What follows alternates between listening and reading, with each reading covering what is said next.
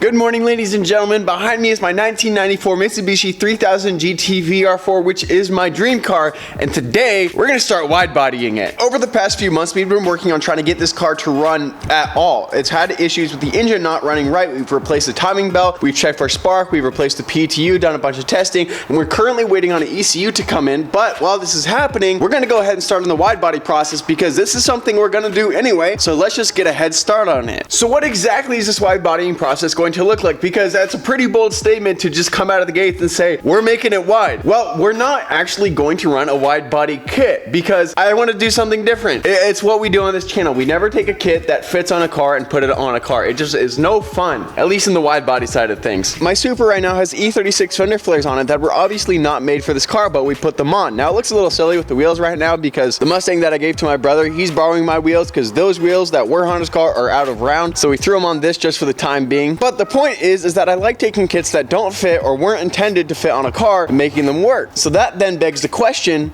what are we doing with this car? About a year and a half ago, I bought the white 3000 GT that is behind me, and we tore it apart and found out that the engine was, well, catastrophically failed. You guys know this at this point. And it's really been sitting with me ever since because I haven't been able to fix it, nor have I really necessarily wanted to because, well, I have another 3000 GT that is in much better condition. Now, even as the car sits, I couldn't really sell the whole thing as a shell because, well, it got hit in the front corner there, so it's not a perfect VR4 shell, and it has some just other issues where the wiring was a mess, and it really isn't something that is really worth even selling. So what can we do with this? Well, my idea is to take the fenders from the front, trim off some fenders from the back, use the side skirts, take those, put them on this 3000 GT that's in the garage in some poorly exposed lighting, and use this car to create a molded wide body kit for the green 3000 GT. Now, admittedly, this is an extremely bold process and it's a big step out of my comfort zone, but that's purposely one of the reasons why we're doing it. Secondly, just simply is the reason that I think is the kit that will look best. I've seen bolt-on wide body kits with the 3000 GT before, and although they look aggressive,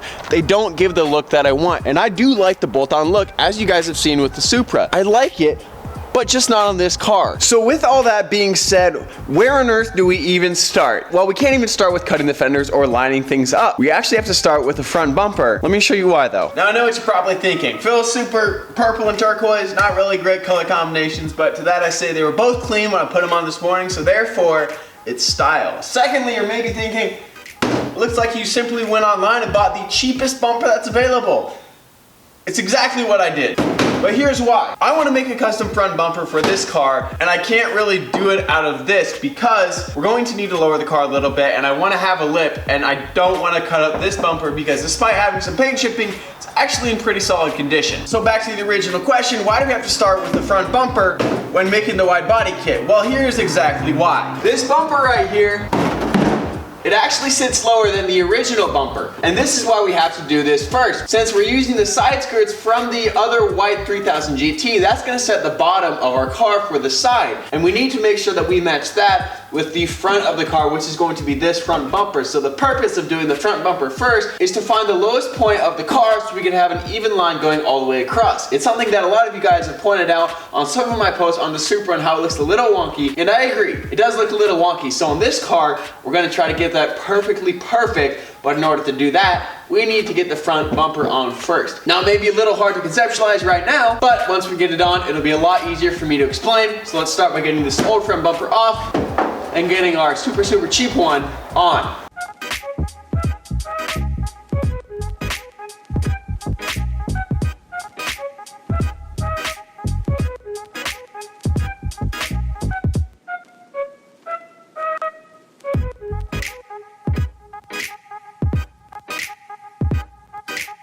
Alright, with this front bumper mostly on for the most part, or at least mocked up for the time being, we can now do what we needed to do, which is to compare how high this is to the side skirt. So with this handy dandy tool that I invented called a tape measure, what we're going to do is we're going to extend it, and even though this car is on wheel dollies, it's not going to matter. We're going to measure from the bottom of the ground, which is 0, all the way up to the bottom of this, which appears to be, hold on a second, which is 9 inches. 9 inches right at the bottom of this lip here. It does curve up a little bit, but that is okay. We're still going from the lowest point, which is 9 inches here. Now, if we go to the side skirt and we measure from the lowest point, what we get is a measurement of 11.5 inches from the side. So if you do some quick math,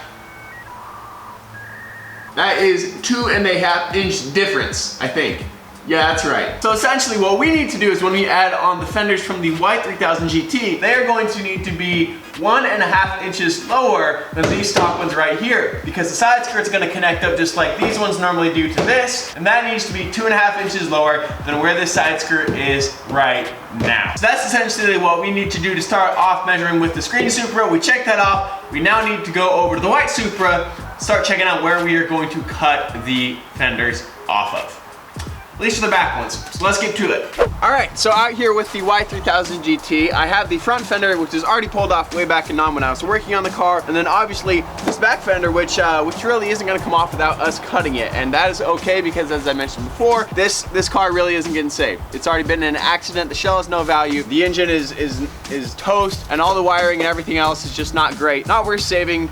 We're cutting it up. So let's talk about this front fender really quick. What we are going to do, since this is already off, is essentially just trim right here on the seal, so this will mesh up smooth and perfect. It'll make a lot more sense when we actually put it on the car, but essentially we need to have this surface be flush. We don't need these mounts anymore. For this one, what we're going to do is we are going to essentially trace a line here, up, all the way across here, and we're gonna cut at some arbitrary line. There's a point right about here where this curve becomes really flat.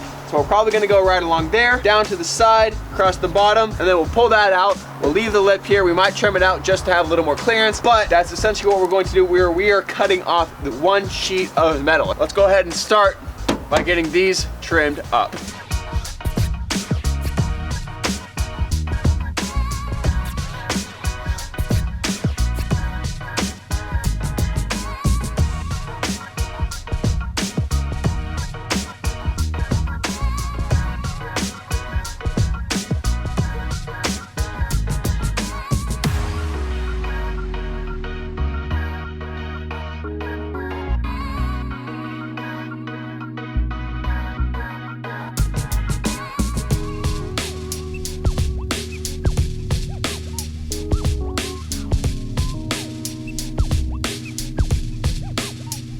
All right, at this point we have everything cut off the white 3000 GT that we need, and it is actually looking pretty bare. It's almost hard to believe that that was one piece, but it's all going to good use now. So we have everything off the car now that we need, which includes the front fender, the side skirt, and the rear over fender that we will be using. Now, as you guys probably know, we're about to start the mock-up process, but we do have to remember that we need to lower the side skirt specifically down 2.5 inches. And what this will do, well, this will give us a benchmark to then connect to this front fender, because as you can see on the back of the front fender, there are mounts that will go directly to the side skirt, which will help us out a lot, because essentially all that we need to do is we need to go ahead and temporarily mount up the side skirt to this side skirt, or at least get it somewhat mocked up. Then we can connect the front fender to the side skirt, get that marked up, and the rear fender doesn't actually connect, but the front bottom of the fender right there connects with this part of the side skirt matched up perfectly, so that will give us a nice line. The way that we are going to mount the side skirt is first off by taking a measurement again of how low the front bumper is to the ground. Now it should be 9 inches, but we do want to double check before we just go ahead and jump the gun. Then once we get that measurement, we're going to make a platform that is whatever distance that is from the ground. Let's just say 9 inches for now before we double check. That is, we're going to make a platform that is 9 inches off the ground, and then we're going to set this side skirt on that. Once we have the side skirt set on there, we're going to use these plastic tabs, which are the little black dots here, and we're going to drill holes into this existing side skirt. That way we could use those plastic tabs to then temporarily mount the side skirt to this car. Once that is mounted, we could then take the rear and the front fenders and mock them up to where they're supposed to be. Now this goes without saying, and I'm sure you guys will already understand this, or at least may have thought about it, but this won't account for any trimming yet. We're not doing any trimming to get the exact size yet. All we're doing is trying to get a rough layout of what it's going to look like, because we are going to need to make some metal spacers with the rear fender specifically, and probably with the front to adapt it, because it's not going to line up perfectly. That's part of what we're working through. So let's go ahead and get started by getting the side skirt mocked up, then getting the front fender and the rear fender mocked up, and from there we'll go and start getting to more specifics of what details we need to address. So let's go ahead and get to more work.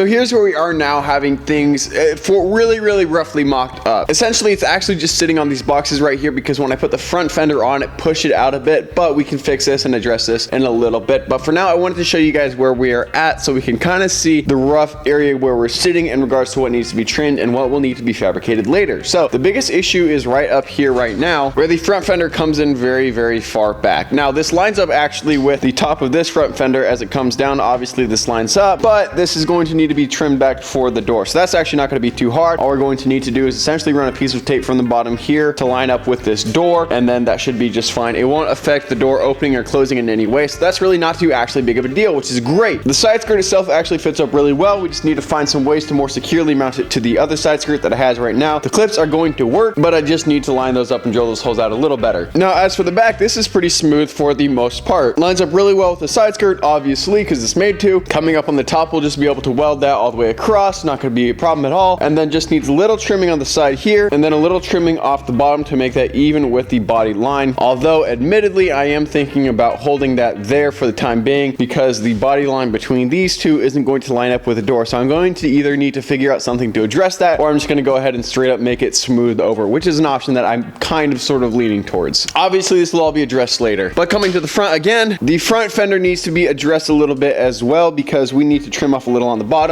It just doesn't line up. The front bumper starts right up about there, so we're going to need to cut off a little bit across there, and then we'll find something to mold into the front bumper as well. This is all going to be addressed when we do a lot of makeover work on the front bumper. So the next thing that we have to do is we're going to go ahead and actually get this completely trimmed up to the right spot. Now we're not going to go ahead and weld it on yet because, well, I just actually can't because I don't know how to weld. So I need to get my friend to come over and help me do that. Plus we need to trim out the inside of the fenders of the existing car, so that's just going to be a whole nother process for another day. But for now, we're going to go ahead and get it trimmed up. I'm actually not going to worry about fabbing up other pieces that would fill in the gaps that are there right now because I can't get a precise enough measurement with them on. I can get really close with estimations, but I don't do it until everything is actually solidly mounted into place being welded on. So the next thing we have to do is to go ahead and trim everything up. So let's go ahead and get to that and get these looking perfectly precise and ready to actually be welded on.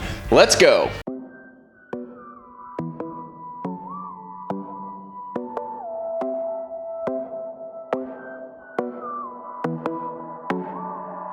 The front and rear has now been trimmed up and it's looking really good. It looks like it was meant to be, and I'm excited to actually go ahead and start welding this up soon. Let me show you where it's at. Especially the front looks really good. The back was really simple, but the front looks, oh, it looks nice. So admittedly, yeah, it's a bit of a subtle difference, but here's the areas that look so much better. Well, up here, first off, this being trimmed up just makes it look like it is absolutely meant to fit. It doesn't look all weird and wonky, so that's gonna have a nice blend. And then of course, we're gonna smooth that out so it looks like it's just one original fender. Secondly, the front now blends really well with the side not sticking down awkwardly low. It looks great. Of course, it blends naturally into the side skirt, which is one of the things I absolutely love about taking it from the white car out there, not the trash can, although, I mean, let's be real, they're kind of similar now. And it makes it look intentional, which is great. It matches the curve of the side skirt coming out, blending into this one. Of course, we're gonna fiberglass over all of that to make sure it has one nice, really smooth transition. And then coming to the back of the car, the over fender looks amazing. Going straight into the back, which this now lines up. And then the only question that we have remaining is how I'm going to blend this into the back. I'm thinking about leaving a gap, although I'm not entirely sure yet. We will see as this continues to play out how we want to do things. Although admittedly, when looking at the front here, I do like this gap in the back. I think that looks good. Really aggressive. I'd have to make sure to have this really smooth, but I actually like that as it is. And then in the front, I kind of like the top gap. I'm not sure though if I'm going to keep it. We'll play with that all later on down the road. But for now, we have the beginnings of what is going to be my dream car. I mean, this is what I had planned from the beginning. Not just to have this car because of the engine and the way it drives, but because I want to make it look exactly how I want it to.